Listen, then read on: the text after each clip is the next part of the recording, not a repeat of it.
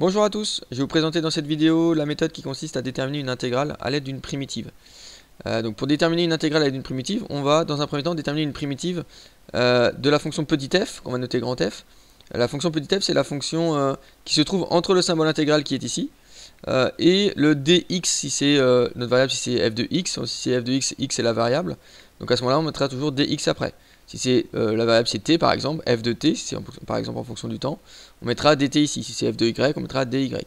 Voilà, le d quelque chose ici nous indique simplement la variable par rapport à laquelle on va primitiver par exemple. Donc on va déterminer une primitive de la fonction petit f, qu'on va noter grand F. Je dis une primitive parce que c'est à une constante près. Toutes les primitives à une constante près, voilà, la fonction petit f a plein de primitives à une constante près. En l'occurrence ici, peu importe la constante que l'on va prendre, pour en l'occurrence qu'on va noter k, l'intégrale aura toujours le même résultat. Donc en fait, pour la primitive, on prendra, comme dans la méthode 2, on a vu dans la méthode 2 comment déterminer une primitive, on prendra très souvent k égale 0. La constante égale 0, ça simplifie les calculs. Mais on pourrait prendre un autre nombre, ça fonctionnerait, et on trouverait exactement le même résultat. Donc pour calculer cette intégrale, quand on a déterminé une primitive de la fonction petit f, après il suffit simplement d'utiliser cette primitive, et de faire f de b moins f de a, sachant que b et a, b c'est le nombre qui est en haut ici, c'est la borne supérieure de l'intégrale, et petit a c'est la borne inférieure de l'intégrale. D'accord? Donc on fait toujours celle du haut moins celle du bas. D'accord? Ça peut arriver que le nombre qui est en haut soit plus petit que le nombre qui est en bas. Très souvent, on met le a est plus petit que le b. Bon, ça peut arriver que le nombre qui est en haut finalement est plus petit. Dans la majorité des exemples que vous ferez, qu'on fera, le petit b il sera toujours plus petit. Donc on fait il sera toujours plus grand, pardon. Donc on fait toujours f de b moins f de a, celle du haut moins celle du bas. D'accord? Et troisième étape, on peut vérifier, on le fera notamment avec la calculatrice NumWorks. On pourra vérifier, retrouver le résultat, ou en tout cas une valeur approchée du résultat qu'on aura trouvé par calcul. Pour résumer, donc pour calculer l'intégrale d'une fonction f de x dx, voilà, entre a et b, alors on peut utiliser cette notation là, donc grand F c'est la primitive, c'est une primitive, pardon. Avec des crochets, on peut noter, voilà, on peut utiliser cette notation là. Et quand on a trouvé une primitive, après on fait simplement le calcul entre la borne du haut, ici la borne supérieure et la borne inférieure. Et ça nous donne l'intégrale de la fonction petit f entre a et b. Alors j'ai pris deux exemples. Premier exemple, on va prendre la première fonction ici. Ma première fonction c'est x carré plus 2x moins 1 demi entre 0 et 3. Alors cette fonction là que je vais appeler petit f, en fait on a déjà déterminé une primitive dans la méthode 2. Donc la vidéo précédente j'ai repris exactement la même fonction petit f. Donc pour vous expliquer la fonction grand F comment trouver la primitive, hein, vous pouvez regarder la méthode 2. Donc tout simplement hein, x carré devient x au cube et on rajoute un tiers devant, 1 sur la puissance ici, la puissance qui est 3. On voit bien que si on dérive 1 tiers de x au cube, on retombe bien sur x carré. D'accord, ça fait 1 tiers fois 3x au carré. D'accord, je descends d'un degré, ma puissance de 3 en puissance de 2. Le 3 qui est en puissance ici vient devant. 1 tiers fois 3, ça fait bien 1. Et x au cube devient x carré. Donc on retombe bien sur x carré. Quand je dérive ma fonction grand F, normalement je retombe sur petit f. X carré, quand je dérive, je tombe bien sur 2x. Et moins 1 demi de x, je retombe bien sur moins 1 demi. D'accord, donc pour voilà, déterminer une primitive, vous pouvez regarder la vidéo précédente qui vous explique cela un peu plus en détail. Donc première étape, j'ai déterminé une primitive, j'ai pris k égale 0, hein, d'accord. La constante k ici, normalement c'est un plus k, hein, je suis à une constante près. Hein. Bon, j'ai pris k égale 0, ça simplifie le calcul après. Deuxième étape, ça va être d'utiliser simplement la formule, hein, f de b moins f de a, c'est-à-dire qu'on va, dans un premier temps, peut-être écrire la notation là, ça permet de réécrire la primitive qu'on a trouvée, une des primitives qu'on a trouvées, avec les deux bornes ici en haut de mes crochets. Et je vais utiliser f de 3 moins f de 0. F de la borne ici supérieure moins f de la borne ici inférieure. F de 3 moins f de 0. Et j'ai plus qu'à calculer l'image de 3 et l'image de 0 par la fonction grand F. Et pas par rapport à la fonction petit f. Hein. Donc par rapport à la primitive que j'ai indiquée ici, j'ai fait l'image de 3. Donc ça me donne ceci. C'est-à-dire que dans ma primitive, je remplace tous les x par 3. Donc vous voyez bien que 1 tiers de x au cube va devenir 1 tiers de 3 au cube. X au carré devient 3 au carré. Moins demi de x devient moins demi fois 3. Donc ça c'est mon f de 3. Moins, parce que c'est le moins de la formule. Et f de 0, j'ai fait la même chose avec 0. Donc je remplace tous les x par 0 dans ma fonction grand F. Et après j'ai plus qu'à calculer, à simplifier mes calculs. Donc on voit bien ici 1 tiers fois 3 au carré, 3 au cube pardon. C'est 3 fois 3 fois 3, avec un 3 qui simplifie ici, ça me reste 3 au carré, donc il me reste 9. 3 au carré, il me reste 9, moins demi fois 3, il me reste moins 3 demi. J'ai mis le moins devant ici, qui est le moins là. Et ici, quand je fais les calculs avec 0, ben, tout ça, ça fait 0. Hein.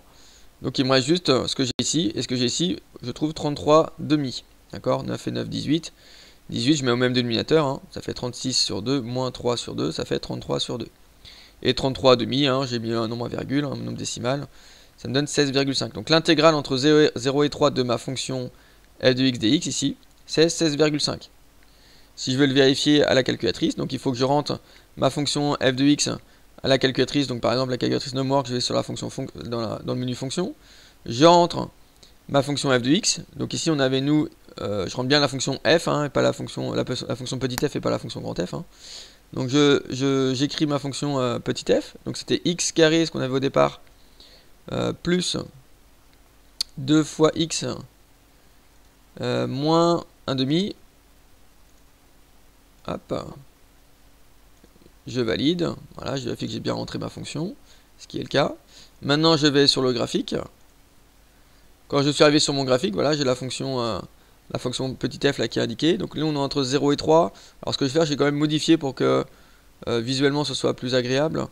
Je vais modifier un petit peu mes axes.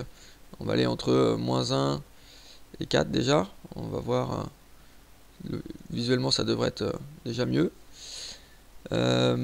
Et ici, donc voilà, j'ai ma fonction petit f qui est une partie de ma fonction petit f qui est tracée ici. Notre intégrale est entre 0 et 3. Donc entre 0 et 3, voilà pourquoi je me suis mis entre moins 1 et 4, histoire de visualiser entre 0 et 3 mon intégrale. Vous allez voir un peu comment ça apparaît. Ce qu'on va faire, c'est qu'on va calculer, alors il faut aller tout en bas, l'intégrale de f sur AB. Donc je clique ici, je fais OK. Quand on regarde en bas de l'écran, ici, il nous demande l'intégrale entre 0, alors on peut remettre 0, donc je valide, et 3, il nous demande la borne supérieure après. Et vous avez juste à sélectionner sur votre pavé numérique. Et ça me colorie l'intégrale entre 0 et 3, vous voyez que ça colorie, alors il y a une petite partie ici quand même là, et ça colorie toute la partie là, ça colorie toute la partie entre 0 et 3 en x, et entre la courbe et l'axe d'abscisse. Donc même si la courbe ici passe un petit peu en dessous, on a une petite partie coloriée. Voilà, que la fonction soit au-dessus ou en dessous, ça nous colorie les parties entre la courbe et l'axe d'abscisse et entre x égale 0 et x égale 3. Et on voit bien qu'en fait, il nous donne le résultat ici, ça donne 16,5, bah, c'est le résultat qu'on avait trouvé. On fera la même chose avec notre deuxième fonction, voilà, pour vérifier notre résultat. C'est fortement conseillé. Deuxième fonction, que je vais appeler petit g, hein, g de x par exemple. Voilà, 15x puissance 4 moins 16x puissance 3 plus 4 tiers de x moins pi. Donc ça c'est ma fonction petit g. La primitive, alors c'est pareil, là j'ai repris exactement la même fonction petit g que dans la méthode 2. Donc pour vous expliquer la primitive, bon, j'ai quand même fait un détail et vous expliquer rapidement comment calculer une primitive. Mais vous pouvez regarder la vidéo précédente qui vous donnera plus de détails. Donc le 15 je le garde, x puissance 4 devient 1/5 de x puissance 5. Et ainsi de suite pour les autres. Le moins 6 je le garde. Quand un nombre est multiplié, on le garde, hein, on le laisse devant. X puissance 3, ça donne un quart de x puissance 4, etc. X devient un demi de x carré en gardant le 4 tiers. Et moins pi, pi c'est un nombre, hein, donc j'ai juste à rajouter un x derrière. Plus k, bon j'ai pris k égale 0. Et donc j'obtiens une primitive de g qui est celle-ci. 15 fois 1/5 ça fait 3. 6 divisé par 4 ça fait 3 demi. Et 4 tiers fois 1 demi, les 4 et 2 simplifient, ça me donne 2 tiers. Donc ça c'est une primitive de ma fonction petit g que je vais noter grand G. Je fais, deuxième étape, le calcul comme tout à l'heure. Donc je réécris mon intégrale ici. Ça va être égal à ma primitive ici entre crochets avec les deux bornes ici en haut et en bas. Ma borne inférieure et ma borne supérieure. Ça va être égal à g de 1 moins g de moins 1. G de ma borne supérieure moins g de ma borne inférieure. Et je remplace. Donc dans ma primitive, toujours, et pas dans petit g, mais dans grand G, je remplace tous les x par 1 parce que c'est g de 1 que je veux calculer. Donc je remplace x par 1 partout. J'obtiens ceci. Moins. Et g de moins 1. G de moins 1 c'est la même chose en remplaçant tous les x par moins 1. Maintenant j'ai plus qu'à calculer. Donc les calculs ici sont un peu plus longs que la précédente. Bon, 1 puissance 5, 1 puissance 4, 1 puissance 2. Et le x1 ici, bon, ça change pas grand chose à nos calculs. Les calculs sont pas trop compliqués.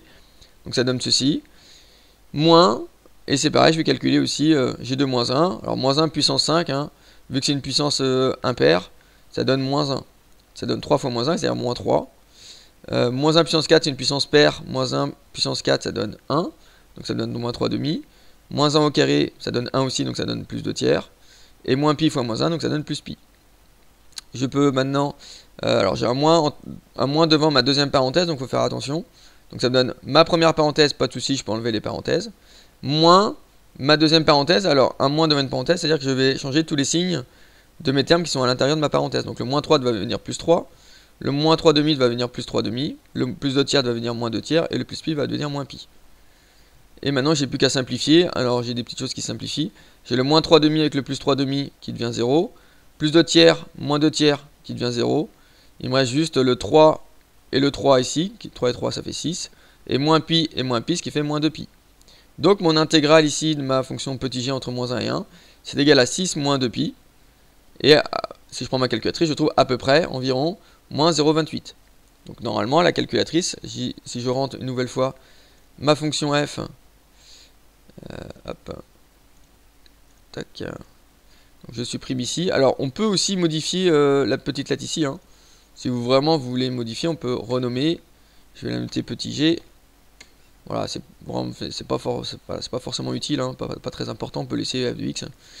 Et là je rentre ma fonction, donc ça donne 15 x puissance 4 moins, il faut que je fasse attention, moins 6x puissance 3 plus 4 tiers de x moins, et le pi on l'a ici. Donc là j'ai rentré ma fonction. Je pense ne pas m'être trompé. Maintenant que j'ai rentré ma fonction, je vais sur mon graphique. Alors ici on est entre moins 1 et 1, donc je vais quand même zoomer pour mieux visualiser aussi. Entre moins 1 et 1 par exemple, ou on va mettre moins 1,1 et 1,1. Hop, donc voilà ma fonction g de x, hein, bon, qui a une allure un peu particulière. Je fais OK, calculer, je descends jusqu'à l'intégrale. Il me demande la borne inférieure, donc je vais rentrer moins 1. Vous voyez que ça s'indique en bas. Ma borne supérieure, je vais indiquer 1. Et j'obtiens l'intégrale entre moins 1 et 1. Vous voyez que ça colorie toute la partie qui est entre moins 1 et 1, et située aussi entre la courbe et l'axe des abscisses. Donc même quand la courbe est en dessous, vous voyez, ça colorie ici. On voit un peu plus que tout à l'heure. Et donc l'intégrale, il nous donne à peu près moins 0,28. Voilà ce qu'on avait trouvé par calcul. Alors nous, l'avantage du calcul, c'est qu'on a la valeur exacte, hein, qui est 6 moins 2 pi. Ici, la calculatrice ne donne qu'une valeur approchée. J'espère que vous avez compris comment calculer, comment déterminer une intégrale à l'aide d'une primitive. Merci de m'avoir écouté, à bientôt.